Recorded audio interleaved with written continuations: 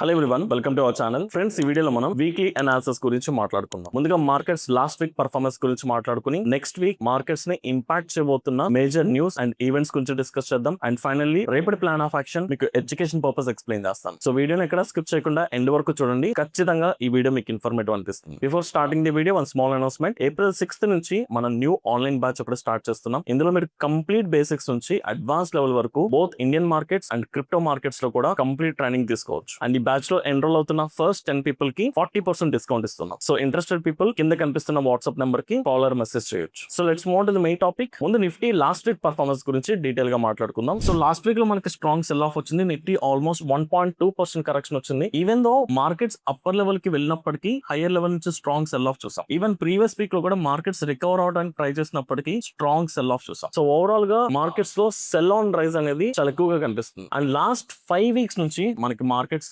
Consistent గా follow అవుతాయి. Almost అన్ని సెక్టార్స్ స్ట్రాంగ్ సెల్లింగ్ రీజన్ లో ఉన్నాయి. ఎంటైర్ గ్లోబల్ మార్కెట్స్ లో కూడా ఇదే నెగటివ్ సెంటిమెంట్ విట్నెస్ చేస్తున్నాం. సో దీనికి మేజర్ రీజన్ మనందరికి తెలిసిందే, ఇప్పుడు మిడిల్ ఈస్ట్ లో జరుగుతున్న ఆన్ గోయింగ్ వార్. సో ఇప్పుడు రేపటి మార్కెట్స్ ప్లాన్ చేసిన ముందు రేపటి మార్కెట్స్ ని అలాగే ఎంటైర్ నెక్స్ట్ వీక్ మార్కెట్స్ ని ఇంపాక్ట్ చేయబోయే మేజర్ రీజన్స్ గురించి మాట్లాడుకుందాం. ఫస్ట్ మనం వార్ అప్డేట్స్ గురించి డిస్కస్ చేద్దామండి. ఇప్పుడు లేటెస్ట్ వార్ అప్డేట్స్ గురించి మనం మాట్లాడుకుంటే వార్ ఇంకా ఎస్కలేట్ అవుతుంది, ఎక్కడ కూల్ ఆఫ్ అవ్వట్లేదు. ప్రీవియస్ గా యుఎస్ ఫస్ట్ 5 days వార్ ని పాజ్ చేస్తున్నట్టు అనౌన్స్ చేశారు. మళ్ళీ రీసెంట్ గా 10 days వరకు ఇరాన్ కి సంబంధించిన ఎలాంటి ఎనర్జీ సోర్సెస్ మీద అటాక్ చేయమని అనౌన్స్మెంట్ ఇచ్చారు. మోస్ట్లీ April 6th వరకు యుఎస్ ఇరాన్ మీద అటాక్ చేయదని ఒక స్టేట్మెంట్ పాస్ చేసింది. But even though Israel and Iran కి మధ్య మిజైల్ అటాక్స్ కంటిన్యూ అవుతున్నాయి. డే బై డే ఇంకా సీరియస్ అవుతుంది. సో వార్ గురించి మనం ఫైనల్ గా మాట్లాడుకుంటే ఇది ఇంకా ఎస్కలేట్ అవుతుంది, ఇంకా సీరియస్ అవుతుంది, కానీ ఎక్కడ కూల్ ఆఫ్ అవ్వట్లేదు. సో లాస్ట్ 5 వీక్స్ నుంచి మార్కెట్ ఫాలో అవడానికి ఇదే రీజన్. సో ఇది ఎస్కలేట్ అయ్యే కొద్దికి మార్కెట్స్ ఇంకా ఫర్దర్ గా ఫాలో అవుతాయి. సో దీంతో పాటు మనం చెక్ చేసుకోవాల్సింది crude oil prices. So crude oil price present $105 దగ్గర ట్రేడ్ అవుతుంది, విచ్ ఇస్ అబౌవ్ $100. నార్మల్ గా క్రూడ్ ఆయిల్ ప్రైస్ ఎప్పుడు కూడా $60-70 దగ్గర ట్రేడ్ అవుతుంది. కానీ వార్ స్టార్ట్ అయిన తర్వాత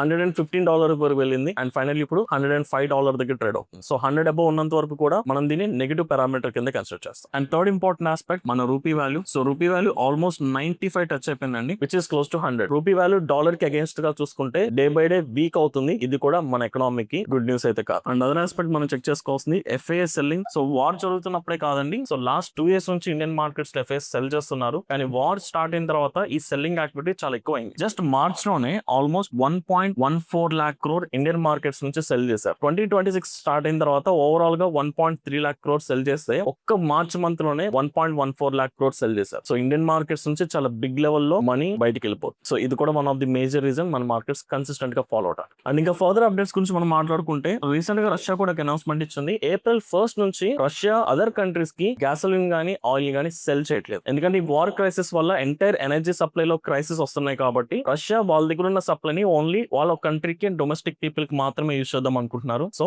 ఈ వార్ కూల్ ఆఫ్ అయ్యేంత వరకు అదర్ కంట్రీస్ కి గ్యాసోలిన్ ని సెల్ చేయట్లేదు. సో ఇది కూడా ఒక నెగిటివ్ పారామీటర్ అని కన్సిడర్ చేసుకోవచ్చు. ఎందుకంటే రష్యా నుంచి మేజర్ ఆయిల్ అండ్ గ్యాస్ ఎక్కువగా సప్లై అవుతుంది. ఇప్పుడు ఆ సప్లై చైన్ కూడా April 1st నుంచి స్టాప్ అవుతుంది. ఇంకా వార్ అప్డేట్స్ చూసుకుంటే యుఎస్ ఇరాన్ కి సీజ్ ఫైర్ కి సంబంధించిన నెగోషియేషన్ స్టార్ట్ చేసినప్పటికీ ఇరాన్ దాన్ని యాక్సెప్ట్ చేయట్లేదు. అందుకని యుఎస్ వెరీ సూన్ ఇరాన్ లో యుఎస్ కి సంబంధించిన మిలిటరీ యాక్టివిటీస్ ని కూడా నథింగ్ బట్ ఆర్మ్డ్ ఫోర్సెస్ ని డైరెక్ట్ గా ఇరాన్ సర్ఫేస్ మీద లాంచ్ చేయడానికి ట్రై చేస్తున్నారు. అది కనుక జరిగితే వార్ ఇంకా సీరియస్ అవుతుంది. సో ఇవన్నీ పక్కన పెట్టేస్తే రేపు మనకి monthly expiry. So Nifty monthly expiry జరుగుతుంది. నార్మల్ వీక్లీ ఎక్స్పైరీస్ తో కంపేర్ చేసుకుంటే మంత్లీ ఎక్స్పైరీ నేచురల్ గా వాల్టైల్ గా ఉంటుంది. అది ఈ వార్ టైం పీరియడ్ లో ఇన్ని నెగిటివ్ పారామీటర్స్ ఉన్నప్పుడు మంత్లీ ఎక్స్పైరీ ఇంకా హైయర్ వాల్టైల్ గా ఉండే ఛాన్సెస్ ఉంటుంది. వీలైతే రేపటి మార్కెట్స్ ని కంప్లీట్ గా ఇగ్నోర్ చేసుకోవాలి. అండ్ అపార్ట్ ఫ్రమ్ దట్ మన ఇండియా విక్స్ గురించి మాట్లాడుకోవాలి. ఈ నెగిటివ్ పారామీటర్స్ వల్ల ఇండియా విక్స్ మనకి ఆల్మోస్ట్ లాస్ట్ వీక్ లో 27 కి రీచ్ అయ్యాయి almost. So every week India VIX new high form అవుతుంది. ప్రీవియస్ వీక్ లో చూసుకుంటే 24 వరకు రీచ్ అయింది, ఇప్పుడు ఆల్మోస్ట్ 27 రీచ్ అయింది. సో ఇది కూడా చాలా స్ట్రాంగ్ నెగిటివ్ సెంటిమెంట్ ఇండికేట్ చేస్తుంది. సో ఎక్కడ చూసినా మనకి మార్కెట్స్ లో ఒక పాజిటివ్ పారామీటర్ గానీ ఒక గుడ్ న్యూస్ ఎక్కడ కనిపించట్లేదు. Complete negative news market consistent గా ఫాలో అవుతుంది. సో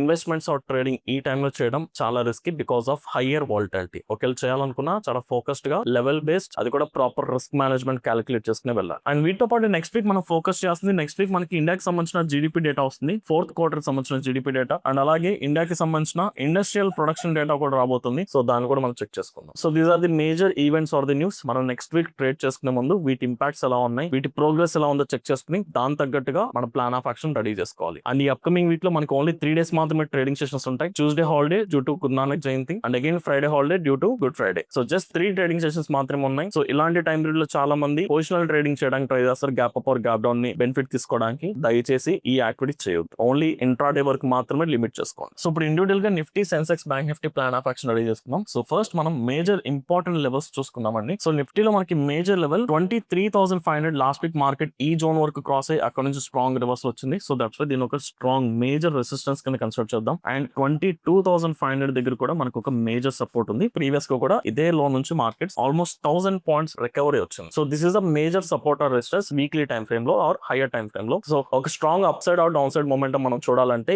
ఈ జోన్స్ మనకి బ్రేక్ అవ్వాలి. అండ్ ఇంట్రాడే లెవెల్ పరంగా చూసుకుంటే మనకి ఇక్కడ 23,000 దగ్గర కూడా ఒక సైకలాజికల్ రెసిస్టెన్స్ ఉంది. అండ్ 22,800 దగ్గర కూడా ఒక మేజర్ సపోర్ట్ కనిపిస్తుంది ఇంట్రాడే పరంగా. So these are the major levels. రేపైనా అంటే నెక్స్ట్ వీక్ అయినా మనం ఈ లెవెల్స్ దగ్గర రియాక్ట్ అవుతాం. సో ఇప్పుడు ఆబ్వియస్లీ మనకు మార్కెట్ లో నెగిటివ్ సెంటిమెంట్ కనిపిస్తుంది కాబట్టి మనం ప్రతిరోజు మాట్లాడుకున్నట్టు sell on rise or supports breakout దగ్గర ట్రేడ్ చేద్దాం. And Friday global market performance చూసుకుంటే యూఎస్ మార్కెట్స్ లో కూడా స్ట్రాంగ్ సెల్ ఆఫ్ వచ్చింది. బట్ గిఫ్ట్ నిఫ్టీ ఇప్పుడున్న సినారియో బట్టి ఒక 70 పాయింట్స్ గ్యాప్ డౌన్ ఓపెనింగ్ చూపిస్తుంది. సో ఒక మైల్డ్ గ్యాప్ డౌన్ ఎక్స్పెక్ట్ చేయొచ్చు ఇప్పుడున్న సినారియో బట్టి. మేబీ రేపు మార్నింగ్ కి గిఫ్ట్ నిఫ్టీ ఇంకా స్ట్రాంగ్ గ్యాప్ డౌన్ కూడా ఇండికేట్ చేయొచ్చు. బట్ ఇప్పుడున్న సినారియో బట్టి మనం ప్లాన్ చేసుకుందాం. సో ఇప్పుడున్న సినారియో బట్టి రేపు మార్కెట్ లో మనం ఫ్లాట్ నుంచి ఒక slide gap down opening witness చేస్తాను. సో మార్కెట్ లో ఆల్రెడీ సెల్ ఆఫ్ వస్తుంది కాబట్టి so first priority cell on price and second priority supports breakout down side break అయినప్పుడు మనం ప్లాన్ చేసుకున్నాం. సో ఈ సినారియోలో రేపు గ్యాప్ డౌన్ జరిగినప్పుడు ఇమీడియట్ గా సెల్ చేయదు. మార్కెట్ రికవరీ మోడ్ లోకి వెళ్ళినప్పుడు మనం ఏదైతే మేజర్ లెవెల్ 22,800 ఇప్పుడు టెంపరీ సపోర్ట్ అనుకుంటున్నాం కాబట్టి ఈ లెవెల్ నుంచి రిజెక్ట్ అవుతున్న ప్రాసెస్ లో this is the first location. మనం ఇక్కడ షార్ట్ సెల్ చేసుకోవచ్చు. అలాగే ఒకవేళ గ్యాప్ డౌన్ జరిగి మార్కెట్ ఫర్దర్ గా రికవరీ కనుక ఒకవేళ జరిగితే ఇక్కడ 23,000 దగ్గర కూడా ఒక మేజర్ రెసిస్టెన్స్ లెవెల్ ఉంది. సెకండ్ లొకేషన్ ఇక్కడ నుంచి కూడా మనకి సెల్ ఆఫ్ జరిగిన మనం ఈ రెండు సినారియోస్ లో రివర్సల్ లో డౌన్ సైడ్ ట్రేడ్ ప్లాన్ చేసుకుంటాం. కానీ ఈ డౌన్ సైడ్ ట్రేడ్ తీసుకున్నప్పుడు 22,800 అండ్ అలాగే 23,000 దగ్గర మనం కామన్ గా చెక్ చేసుకోవాల్సింది. కాల్ సైడ్ ఓపెన్ ఇంట్రెస్ట్ పెరుగుతూ పుట్ సైడ్ ఓపెన్ ఇంట్రెస్ట్ తగ్గాలి. రెండు లెవెల్స్ దగ్గర ఎప్పుడు మార్కెట్ ఈ లెవెల్ కి వెళ్ళి రివర్సల్ జరుగుతున్నప్పుడు. సో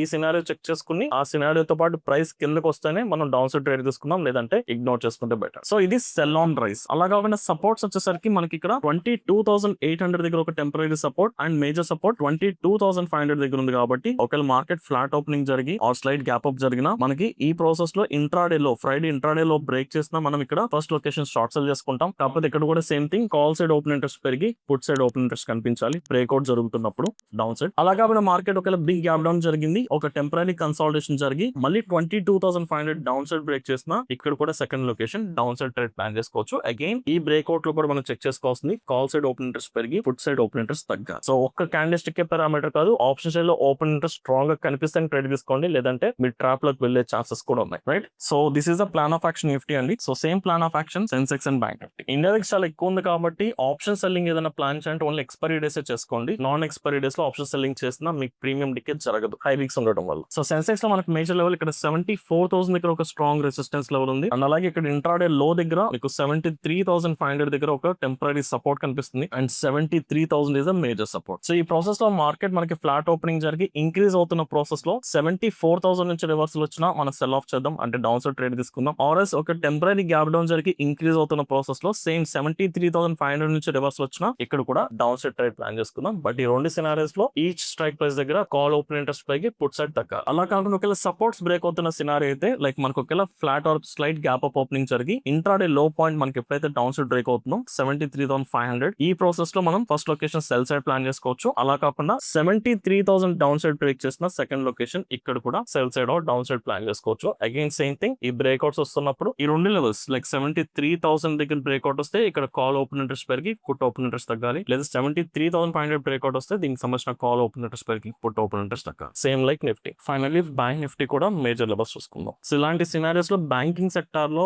ఎక్కువ ప్రెజర్ ఉంటుందండి. బ్యాంకింగ్ స్టాక్స్ లో ఇన్వెస్ట్ చేసుకోవద్దు ఈ టైంలో. సో బ్యాంక్ నిఫ్టీలో మనకి మేజర్ లెవెల్ 53,000 దగ్గర స్ట్రాంగ్ రెసిస్టెన్స్ లెవెల్ ఉంది. అండ్ ఇక్కడ మనకి 52,500 దగ్గర కూడా ఒక temporary support or resistance. Market almost అదే లెవెల్ దగ్గర క్లోజ్ అయింది కాబట్టి we can consider as a both. And 52,000 major swing లో స్ట్రాంగ్ సపోర్ట్ లెవెల్. సో ఈ ప్రాసెస్ లో మార్కెట్ ఇంక్రీజ్ అవుతున్నప్పుడు 53,000 నుంచి రివర్సల్ వచ్చినా సెల్ చేసుకుందాం, లేదా గ్యాప్ డౌన్ జరిగి ఇంక్రీజ్ అవుతున్నప్పుడు 52,500 నుంచి రివర్స్ వచ్చినా డౌన్ సైడ్ ప్లాన్ చేసుకుందాం. అలా కాకుండా డౌన్ సైడ్ కి వెళ్ళాలనుకుంటే ఇక్కడ చాలా మంది ఇంట్రాడే లో బ్రేక్ చేస్తే ఇమీడియట్ గా డౌన్ సైడ్ ప్లాన్ చేస్తుంటారు బ్యాంక్ నిఫ్టీలో. బట్ ఇక్కడ మనకి ప్రాపర్ స్కోప్ లేదు, ఎందుకంటే బ్రేక్అవుట్ వచ్చిన తర్వాత ఇమీడియట్ గా ఒక స్ట్రాంగ్ సపోర్ట్ ఉంది కాబట్టి ఇంట్రాడే లో బ్రేక్ చేసినా డౌన్ సైడ్ వెళ్ళొద్దు. ఎందుకంటే ఒక ట్రేడ్ తీసుకుంటున్నప్పుడు మార్కెట్ లో ఇనఫ్ స్పేస్ ఉండాలి. అంటే ప్రైస్ ఎప్పుడు కూడా ఎగ్జాక్ట్ గా సపోర్ట్ ని టచ్ చేసే పైకి వెళ్ళాలని లేదు. ఇది బ్రేక్అవుట్ జరిగి మేబీ ఇమీడియట్ గా కూడా సపోర్ట్ రీజన్ కాబట్టి ఇక్కడ బయర్స్ ఒకవేళ యాక్టివేట్ అయితే అక్కడ నుంచి కూడా రివర్సల్ వచ్చే కనిపిస్తుంది, షార్ట్ కవరింగ్ ర్యాలీ రావచ్చు. అందుకని కానీ సేఫెస్ట్ సైడ్ ఇంట్రాడే లో బ్రేక్ ని కంప్లీట్ గా అవాయిడ్ చేసుకుని మేజర్ సపోర్ట్ లెవెల్ 52,000 లెవెల్ ఏదైతే డౌన్ సైడ్ బ్రేక్ అవుతుందో అప్పుడు మాత్రమే డౌన్ సైడ్ ప్లాన్ చేసుకుందాం బ్రేక్అవుట్స్ దగ్గర, లేదంటే సెల్ ఆన్ రైస్ ప్లాన్ చేసుకోవచ్చు. సో రైట్, సో ఓవరాల్ గా మార్కెట్ సెంటిమెంట్ కంప్లీట్లీ నెగిటివ్. ఎక్కడ మనకు ఒక్క పాయింట్ కూడా కనిపించట్లేదు గుడ్ న్యూస్, అన్ని నెగిటివ్ న్యూస్ లే కనిపిస్తున్నాయి. సో ఈ సినారియోలో sell on rise or supports breakout దగ్గర ప్లాన్ చేసుకోండి. ఓన్లీ లెవెల్స్ దగ్గర మాత్రమే రియాక్ట్ అవ్వండి. అండ్ మోర్ ఓవర్ రేపు మనకి మంత్లీ ఎక్స్పైర్ ఉంది కాబట్టి వాలటిలిటీ ప్రిపేర్ గా ఉండండి. ఆబ్వియస్లీ ఇండియా విక్స్ కూడా చాలా హైయర్ లెవెల్ లో ఉంది. ఈ టైంలో మంత్లీ ఎక్స్పైరీ యాడ్ అవడం కూడా అది ఇంకా వాలటిలిటీకి దారితీస్తుంది. ఇఫ్ ఇన్ కేస్ మీరు కంప్లీట్ బిగినర్స్ అయితే రేపు ఒక రోజు మార్కెట్స్ ని కంప్లీట్ గా ఇగ్నోర్ చేసుకోండి. ఆల్రెడీ ఎక్స్పీరియన్స్ ట్రేడర్స్ అయితే రెగ్యులర్ గా ట్రేడ్ చేసే లాట్ సైజ్ కాకుండా 50% లాట్ సైజ్ తగ్గించుకోండి. అంటే రెగ్యులర్ గా చేసే అమౌంట్ తో కాకుండా 50% అమౌంట్ తో మాత్రమే ట్రేడ్ చేసుకుంటే బెటర్. సో ఓవరాల్ గా this is my plan of action. I hope ఈ వీడియో మీకు అర్థమైంది అనుకుంటున్నాను. ఇఫ్ ఇన్ కేస్ ఈ వీడియో కనుక మీకు ఇన్ఫర్మేటివ్ అనిపిస్తే ఈ వీడియోని లైక్ చేసి మీ జెన్యూన్ ఒపీనియన్స్ ని కమెంట్ సెక్షన్ లో మెన్షన్ చేయండి. Thank you.